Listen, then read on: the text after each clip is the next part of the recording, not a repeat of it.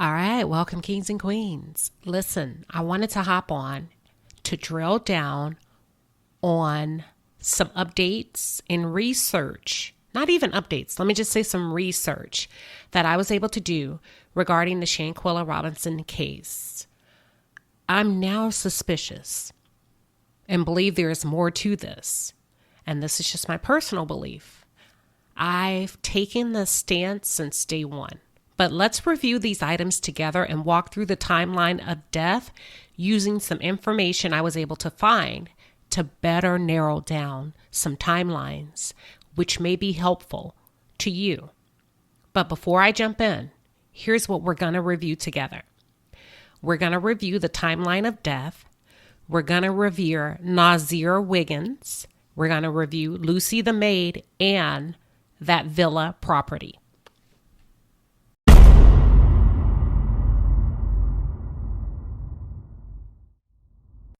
All right, so I highlighted everything that we're going to review, and here are going to be the key points that I'm going to bring into these items.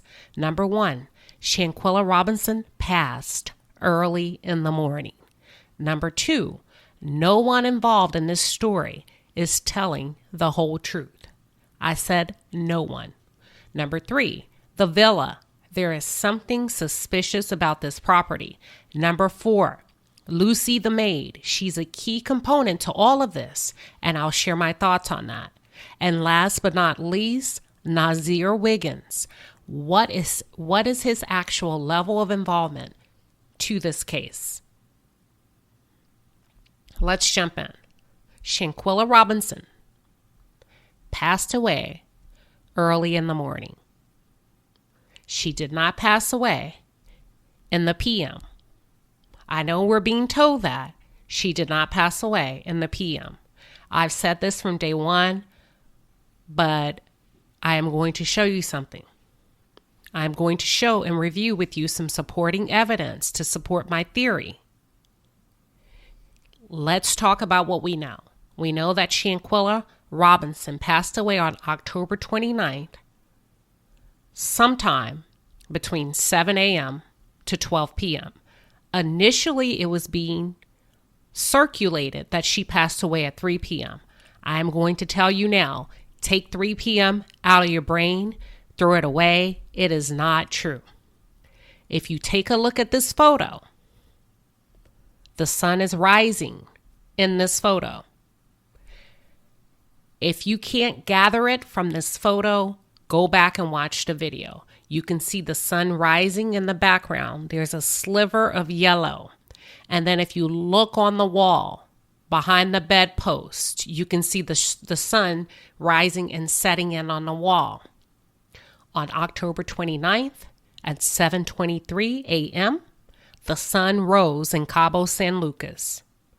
Sometime shortly, they entered her room based on this photo. The way the sun is positioned and the way the sun is rising. Based on this photo, we can determine that they entered her room sometime right after 23 a.m. and they attacked her. And we have that on video. So if you need to, go back and watch the video. But I researched this information, and as you can see from the different pictures that I have highlighted here, the sun rose at 7:23 a.m. This now places us with the time of death closer to 8 a.m. between 7:38 a.m. to 7:50 a.m. How did I get there?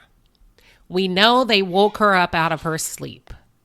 Let's just, if we're going to go with what the authorities believe, that Dejanay dealt the final and deadly blow, and Shanquella passed away 15 minutes after her injury, that places us at 7:38 a.m. Add 15 to 7:23. You come up with 7:38 a.m. However, I've added some time. I gave us about, just a little bit of time because I'm not 100% accurate on the exact minute. But I strongly believe that the time of death was closer to 8 a.m. Lucy the maid claims to have found Shanquella around noon. That places us close to 4 hours later. The doctor claims to have arrived to the villa around 3 p.m. That's a total of 7 hours that they sat with her body without getting her help, even without getting her help before picking up the phone to call anyone. 7 hours. I am now inclined, and I strongly believe this was planned. They wanted to ensure that she was gone. Otherwise, when she went into convulsions, they should have jumped on that phone and called 911. Secondly, I said no one is telling the whole truth. We now know that Nazir is not telling the entire truth based on this timeline. We can safely assume that to some extent, all parties involved have not revealed the intimate details of what happened in order to protect themselves. All parties involved, including those outside of the Cabo 6, failed to notify authorities in a reasonable amount of time. And I mean everyone, even if they're being depicted as a good guy. No one is a hero in this story. Every single person failed Shanquella. I believe there are pawns in this case, and I believe there are key players. However, that does not excuse anyone from not calling 911. Okay? Now, Lucy, the maid, unfortunately did not call 911. The corrupt doctor, the corrupt officials did not escalate and call someone else to get involved. Let's talk about the villa. There is something that does not sit well with me regarding this property. I will go into detail in a few moments. This is a cluster of villas that's centrally located in one area, okay? In my opinion, which is total speculation, I believe and I suspect things have happened or things do happen at this villa, if you get my drift. Now, if things happen at this villa, I'm inclined, and I've now become somewhat curious and suspicious about who really owns these villas in Mexico. All right, let's focus on Lucy the maid. I stated earlier that I believe that she's a key component to all of this, okay? Let's go into detail about Lucy the maid. So here's some facts. Lucy is the maid at that villa. She's been a maid for quite some time at that villa. Lucy came forward approximately 4 weeks after Shanquella's death. I want to outline a few items for you to take into consideration. The Cabo 6 concocted a plan to allow someone else to find Shanquella's body after they killed her. Based on new updates, we can now conclude together that they dressed her and moved Shanquella's body at least twice. I'll get into that. Lucy has given a formal statement that she found Shanquella's body in the bedroom. She alerted the Cabo 6 that something was wrong with Shanquella, using the words or phrases somewhat along the lines as your friend may not be okay or there's something wrong with your friend. Also, in her formal statement, her exact words were, the body was stiff and cold. Now, I cover rigor mortis in my last video. Feel free to go back and listen to it. I have a few other videos. I would like to say this. Before anyone has spoken with Lucy, before anyone has spoken with anybody's family, I called a lot of this stuff out in my previous videos. But because it was speculation and based on my own assessment, it wasn't substantiated, right? So her exact words were, the body was stiff and cold.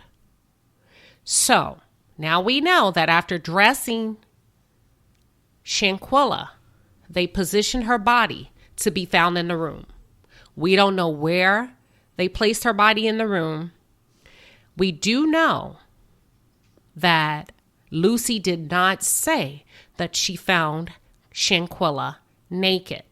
So we can accurately assume that they did dress her in that room, and they positioned her to be able to support the alcohol poisoning story, which is a cover-up story. Now, listen to me closely. I believe Lucy. I have no reason to doubt her. But I want you to ask yourselves one question. Forget what I believe. Forget everything. Just based on what's right and what's wrong.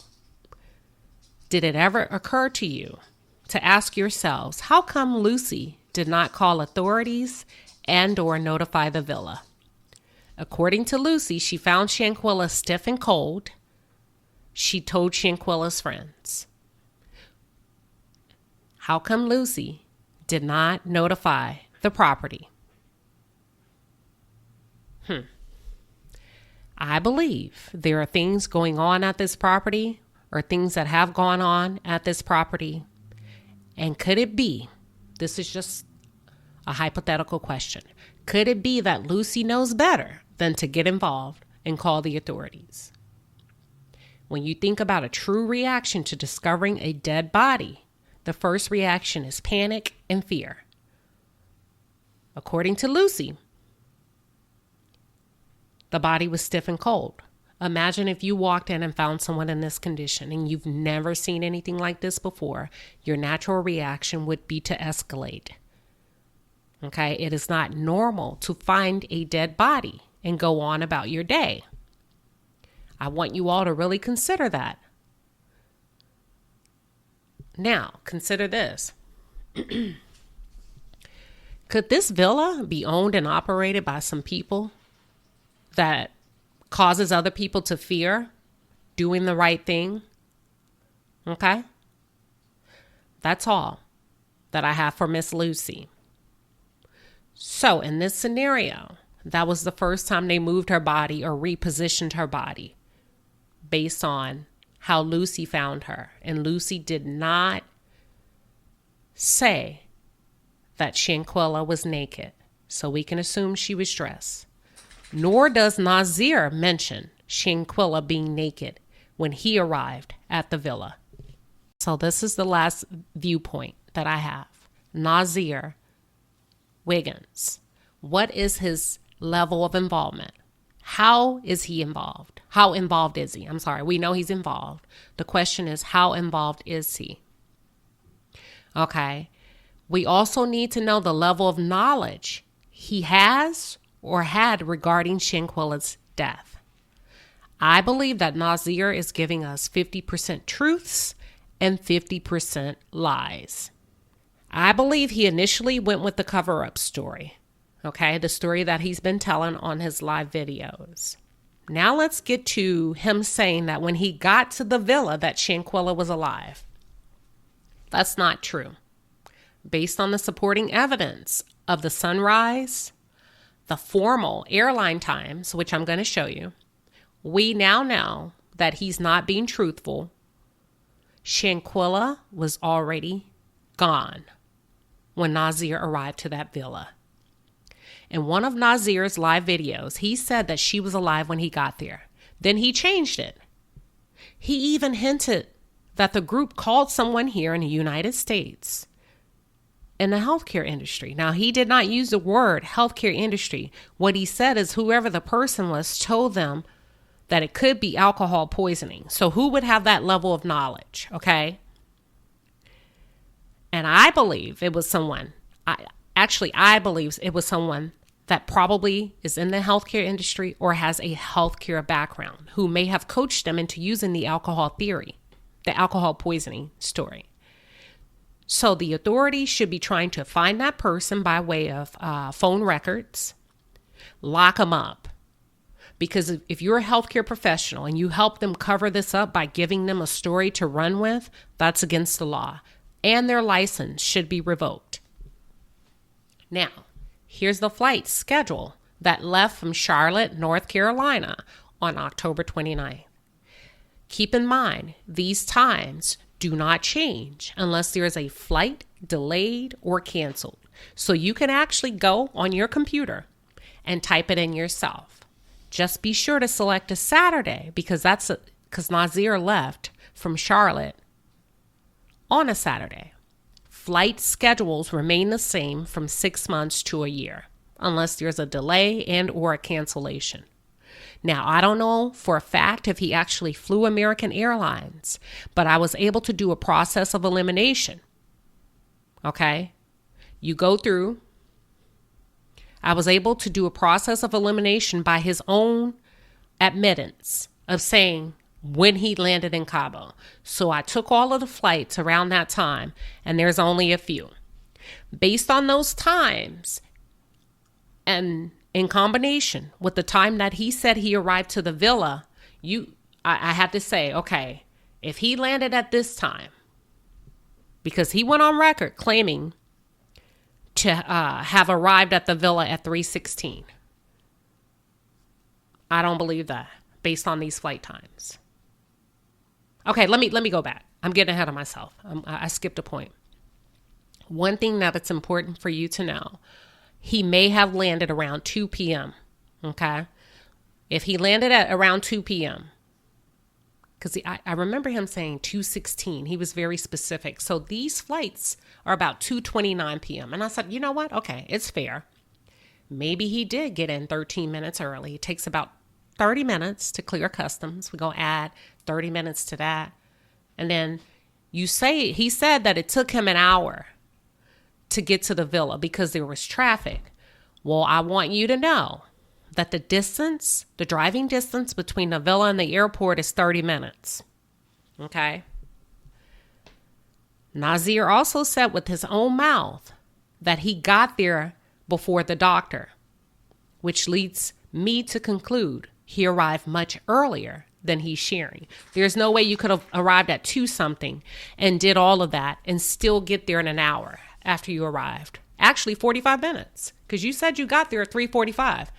So either customs treated you like a VIP and let you slide through. So I don't believe he got there at that time. I think he may have taken an earlier flight or got there earlier. Or he's not being truthful about the outline of events.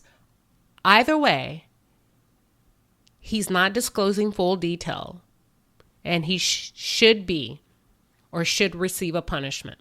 Okay, based on the flight schedule, based on the account that the doctor got there about 3:16.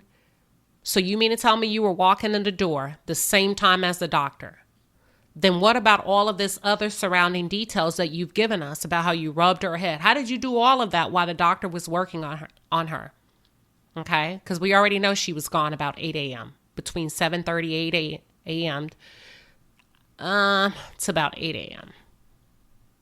All right. Y'all get what I'm saying? Basically, I'm saying he's not telling the truth. It's about 50-50. He's given us half-truths, mostly lies. So let's close this thing out. Cabo 6 is a very sick and bold group of individuals. We know they dressed Shanquella's body, and they moved her at least 2 times. Let me go back. The reason why I said they moved her 2 times, if I have not said it already, the doctor claims that when she got there, Shanquella was in the game room, and so did Nazir. He made that same claim, okay? So after Lucy found her, and Lucy did not call authorities, they then moved her again. So they're a very sick and bold group of individuals. They sat with her body for close to 7 hours. They then called the U.S. and spoke to someone who may be in the healthcare industry. And they asked that person for advice, and they were coached on what to do and what to say. They then flew back to the United States of America after taking her money, after receiving a refund from the villa, after paying off authorities and the doctor. They returned to the United States of America. They handed her mother her luggage. After it was rummaged through, they kept her cell phone, Okay, which tells me there's something that could possibly be important on that cell phone. While they were sitting with her mother, they went as far as planning their outfits to wear to the funeral home. You can't get any sicker than that, in my opinion. Let's continue to pray for swift justice because we can't make this kind of stuff up. I'm still personally concerned regarding the amount of time that it's taking for them to bring this to justice. If there's no other components to this, y'all, this should be an open and shut case. So you have to ask yourself, what's really going on? Because I've asked myself that too. The family of Shanquella feels like they're not getting what they need from the FBI. So please, let's continue to demand justice and pray for this family and demand full prosecution for the Cabo 6.